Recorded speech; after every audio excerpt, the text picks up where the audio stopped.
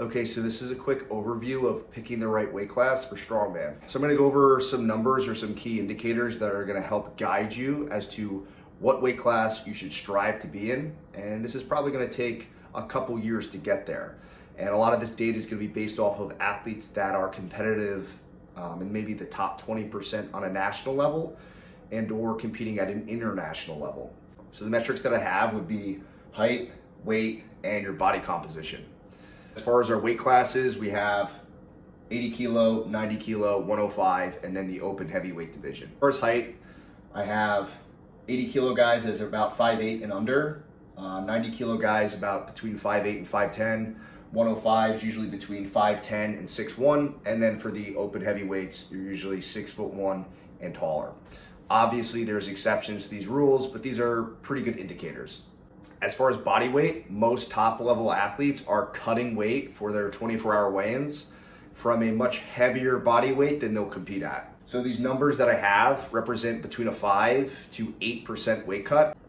Anything over an 8% weight cut, there's usually some diminishing returns. Guys do cut from over 8%, but usually there's a trade-off of a little bit of a dip in performance just because it's hard to rehydrate and refuel adequately to be at your absolute best within a 24-hour window. Most 80 kilo guys are cutting from at least 182 pounds up to about 193. 100% there's guys that cut from more, but that's a pretty safe bet as to where most guys are cutting from that are competing at a high level. For your 90 kilo guys, you're usually cutting from about 208 to 216 pounds. From our 105s, usually there's about 242 to 252, and then it doesn't really apply for our open heavyweights. Next, we have body composition. I have ranges, and what these really represent is what most guys are gonna fall into. Generally, you wanna be on the lower end. However, the heavier your body weight gets, it's much harder to be at a much leaner body composition. Therefore, for our 80 kilo guys, you're usually gonna see top tier 80 kilo guys between that 8 to 12% body fat. The really high level guys are usually even leaner than that. For our 90 kilos, you're probably somewhere between 10 to 18%. And again, really top tier guys are even less than that. For our 105s, you're looking at 12 to 22%. Top tier guys could be even less than that. Although as you gain weight, it's just harder to get that lean. And then it's not that applicable for open guys. So if we're looking at this another way, what do you see when you see guys that are competing at a high level at nationals and or competing at, say, OSG or other international level competitions? So if we're looking at an 80 kilo guy, they're probably about 5'8" or under. They're probably cutting from about 193, sometimes a little bit more, and they're probably at about 8% or less body fat composition. Same thing for guys in the 90 kilos. We have guys that are probably in this height range, cutting from about this body weight, and have about that body composition, and so on and so forth. So what exactly are you supposed to do with all this data and all these numbers?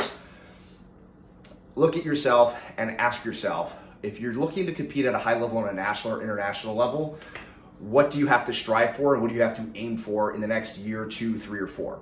If you're a guy that's 6 foot tall and you're cutting down to the 80 kilo weight class, you're probably a little bit too tall.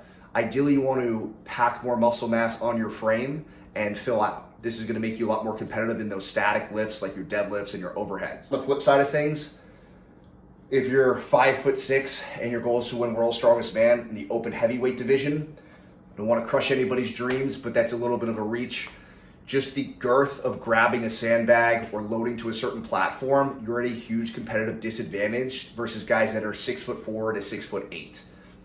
They are much more likely to be able to compete at a very high level in maybe that 80 or 90 kilo weight class. As far as body weight, if you're competing in your weight class and you're not even cutting weight to make that weight class, you may be able to get down with a water cut to the weight class below, in which case the weights are lighter and you'd be more competitive. You have to look at your body composition. If you're above these ranges, you can improve your body composition before you have to contemplate moving up a weight class. Obviously, there's exceptions to the rules here. Strongman is not powerlifting and it's not Olympic weightlifting.